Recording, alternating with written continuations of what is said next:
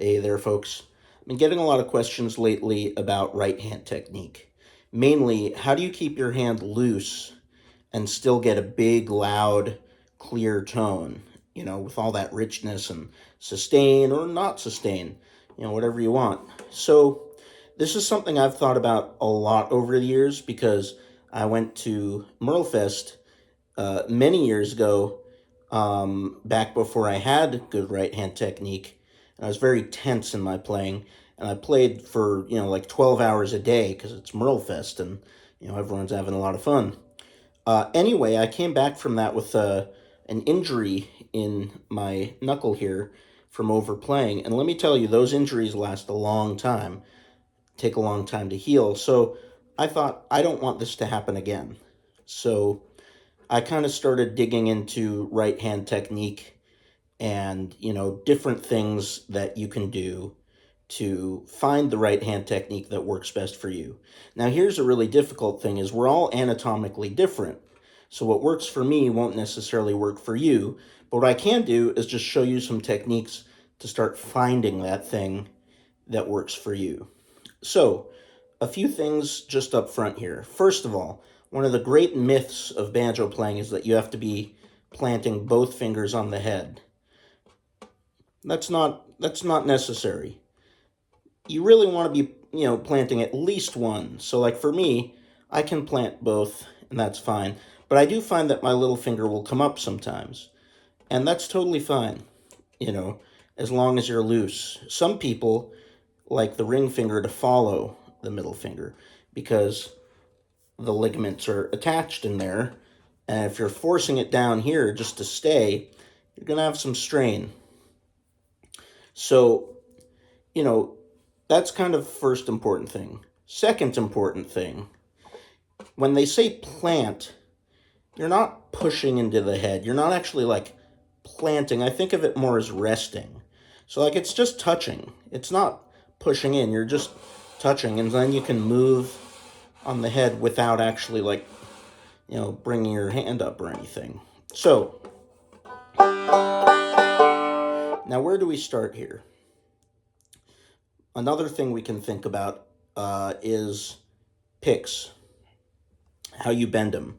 So I like my picks bent way up because when I'm playing and my hand is in a natural resting state, the face of the pick should kind of be at ready to just make that quick little motion there. So, hand resting position. So basically, this is something that I've heard guys like Jens Kruger, Bill Evans talk about. Basically, you take your right hand and you kind of shake out all the tension, wiggle it, waggle it, do whatever you want, get it all over the place, and just put it at your side like you're sleeping. And then just kind of plop it on the head.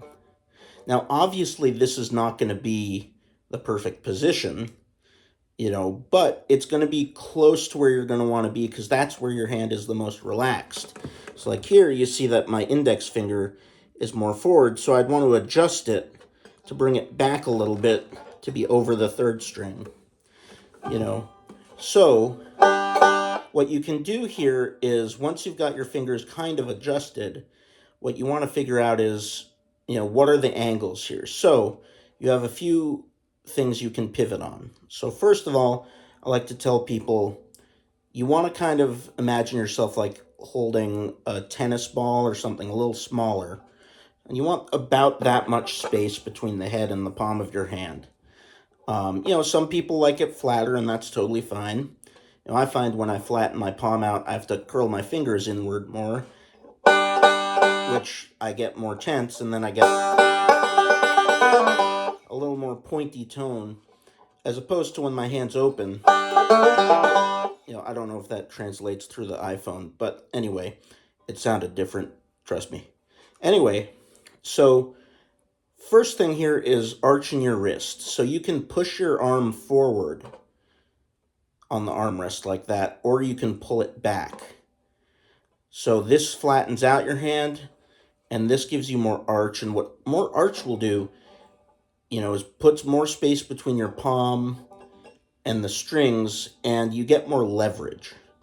So, like flat, you have to physically play harder to get more volume. Whereas if you have more arch, just because of the way your fingers are attacking the string, you have more leverage.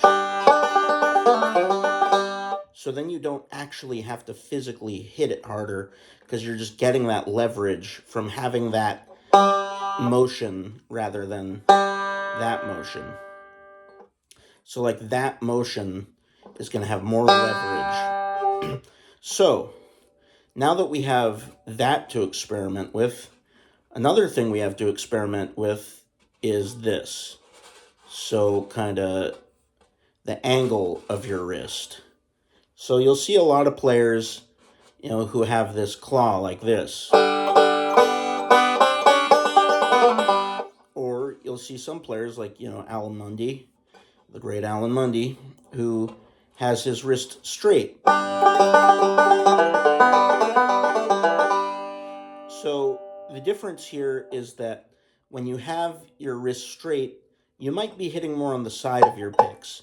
And that can be okay if you like that tone, but you can also turn the pick on your finger, like that if you need to, if you want to be hitting on the face. Or if you're comfortable, you can have that angle there, just a little bit. You'll see guys like J.D. Crowe who have a lot of angle there, or Tony Trischka. And, you can try that, but a lot of people, that puts a lot of tension there. And I've found for me, the straighter it is, the less tension. So then the last one is palm outward or palm inward. So this is especially helpful for people who have trouble tapping the head. So if your palm outward a little bit, it just changes where your finger attacks the string.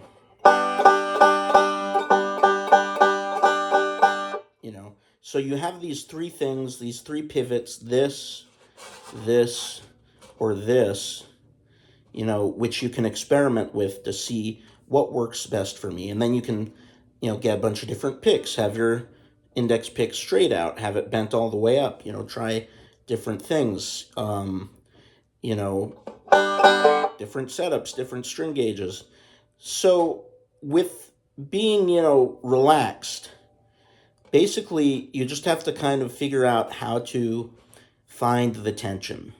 So if you're feeling tense, you can try to diagnose where's this coming from. Sometimes it'll be right here, sometimes it's here, sometimes it can even be in the forearm, and sometimes it can actually be in your shoulder or your back. It can be deceptive sometimes because it can feel like it's in your hands, but it's really your back. And the other problem is if your left hand is tense, your right hand is also going to be tense. So by loosening up one of them, you're going to be loosening up the other as well, and vice versa. So what is the actual picking motion?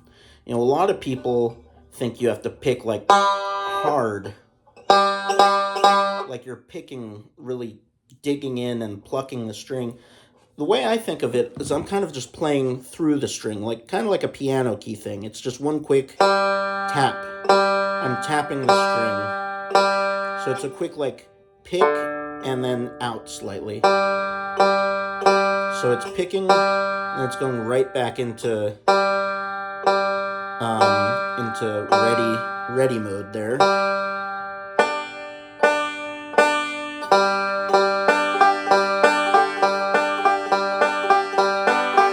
And you really don't need that much motion.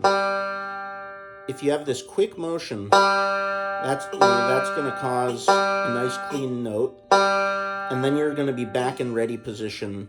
So if you're playing really fast, like people who have a lot of motion, and that's kind of exaggerating, it's harder to play fast. Whereas if you're like that, it's a lot easier to play fast. So, for being loose, just kind of put your hand on the head, experiment with all these things, and just feel where the tension is and try to release it. And then you can experiment with just kind of playing lightly.